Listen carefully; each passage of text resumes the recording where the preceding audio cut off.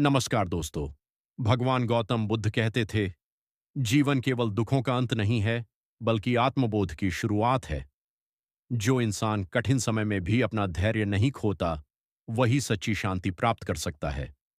बुद्ध का मार्ग केवल एक धर्म नहीं, बल्कि करुणा, मानवता और आत्मज्ञान का मार्ग है।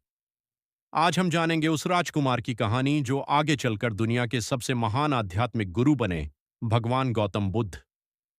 लगभग 2500 साल पहले वर्तमान नेपाल के लुम्बिनी नामक स्थान पर राजकुमार सिद्धार्थ गौतम का जन्म हुआ था।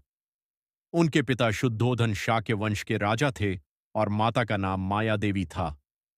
कहा जाता है कि सिद्धार्थ के जन्म के कुछ दिनों बाद ही उनकी माता का निधन हो गया। इसके बाद उनका पालन पोषण उनकी सौतेली मां ने किया। राजमहल में सिद्धार्थ के पास हर सुख सुविधा थी, धन, वैभव, सेवक, सुंदर महल, सब कुछ। लेकिन बचपन से ही उनका स्वभाव बहुत शांत और चिंतनशील था।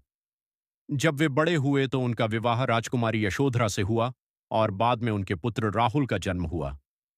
लेकिन एक दिन सिद्धार्थ ने महल के बाहर ऐसी चीजें देखीं जिन्होंने उनकी पूरी जिंदगी बदल दी।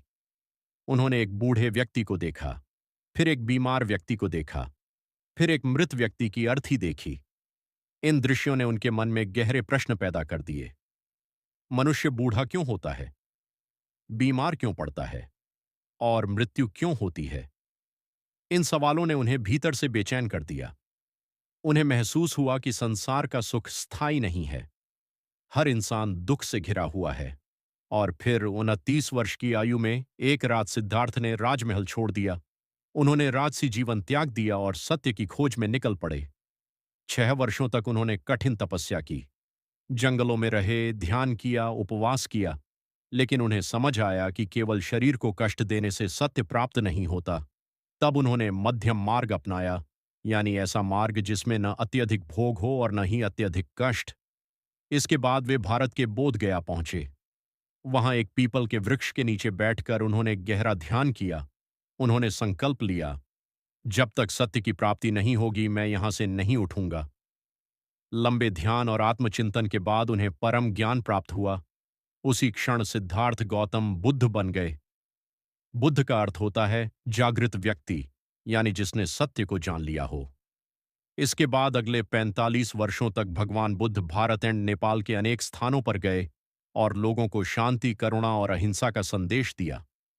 उन्होंने कहा, क्रोध को प्रेम से जीतो, घृणा को करुणा से समाप्त करो और अपने भीतर प्रकाश खोजो।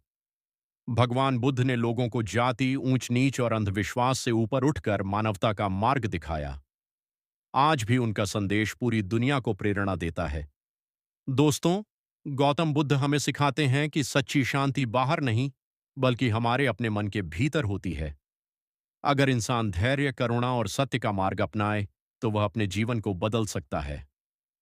धन्यवाद। नमो बुद्धाय नमः।